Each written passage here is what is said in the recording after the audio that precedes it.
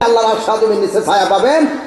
যারা সুন্দরী সুন্দরী নারীরা প্রস্তাব দেয় খারাপ কাজ করার জন্য, তখন যে পুরুষ বলে বা যেই লোক বলে ক্বালা ইন্নী আখাফুল্লাহ, ভয় করি কারে? ভয় করি কারে? ভয় করি কারে? আল্লাহরে। এই কথা যারা বলে তারা কিয়ামতের দিন আল্লাহর আরশের নিচে কি পাবে? ছায়া পাবে। এক নাম্বার বলেন ইমামুন আদিল, ন্যায়পরায়ণ কি শাসক। দুই নাম্বার হচ্ছেন যাদের কলবটা কোথায়? মসজিদে। তিন নাম্বার হচ্ছেন একজন আর একজনকে কি আল্লাহর জন্য ভালোবাসে। যখন পৃথক হয় একজন একজনকে আল্লাহর জন্য কি হয়? পৃথক হয়। চার নাম্বার হচ্ছেন কারা?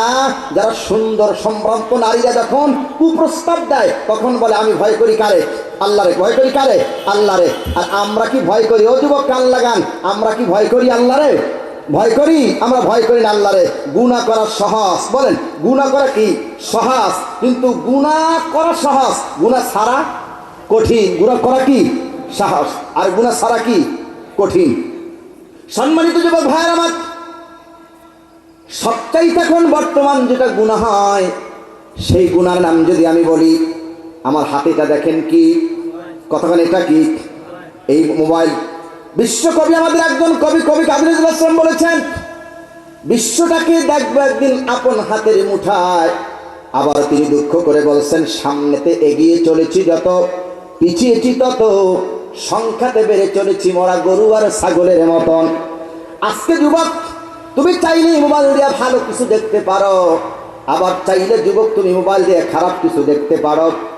আল্লাহ রসুল জনাবে মুহাম্মদ রাসূলুল্লাহ সাল্লাল্লাহু আলাইহি ওয়াসাল্লাম বলেছেন ওই যুবক জান্নাতে প্রবেশ করবে যেই যুবক দুইটা জিনিসের গ্যারান্টি দেবে। আল্লাহ রসুল বলেছেন মান লিমা বাইনা লাহিয়াইহি মা বাইনা রিজলাইহি। আল্লাহ রসুল বলে দুইটা জিনিসের গ্যারান্টি দাও।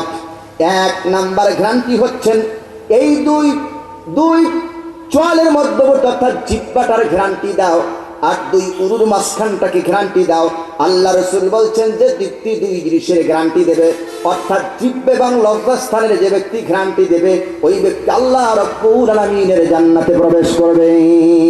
ও আমার যুবক বন্ধুরা, গুনাহ করা কিন্তু সহজ, গুনাহ ছেড়ে দেওয়া বড় কঠিন। কান লাগা, সবচাইতে কিন্তু যুবক বয়সে আমরা গুনাহ বেশি করে থাকি। ও যুবক জৈবনের তাড়নায় কত গুনাহ করে থাকি তার একটা উদাহরণ দেই। গতকালকে আমি যখন রাতের বেলায় ঢাকায় আসতেছিলাম দেখলাম একটা বাসেও সিট নাই, সব সিটগুলো বুকিং, সব গেছে কোথায়? শতে শতে বাস, হাজার হাজার বাস আসছে, সবাই কক্সবাজার সমুদ্র সৈকতের কাছে ঘুরতেছে। এদের পিছনে অনেকের আছে মহরিম, পুরুষ নাই, মেয়ে তার কোথায় যায়, ছেলে তার কোথায় যায় কেউ জানে না।